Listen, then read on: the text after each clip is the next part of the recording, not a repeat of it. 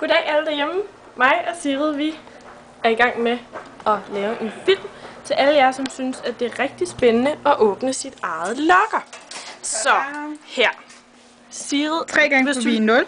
3 gange forbi 0 for det første. Det skal man gøre ved alle lokkers. 22. Forbi 0 til 29. Og 15. Og så åben. Whoopsie! Og så bliver det åbnet. Yep. Og vi har købt sådan en her. Ja, Man kan skrive sjove ting på. Fordi vi lavede så mange sædler, og så kunne vi så godt bare have sådan en. Ja, have sådan en tavle, og den er meget billig. Det var sejt, hvis man kunne sætte den sådan plads, sætte den fast her, men der er ikke plads nok. Nej, vi blev også selv rimelig skuffet over de her skabe, fordi de simpelthen er så tynde. Har jeg alle mulige gamle sædler.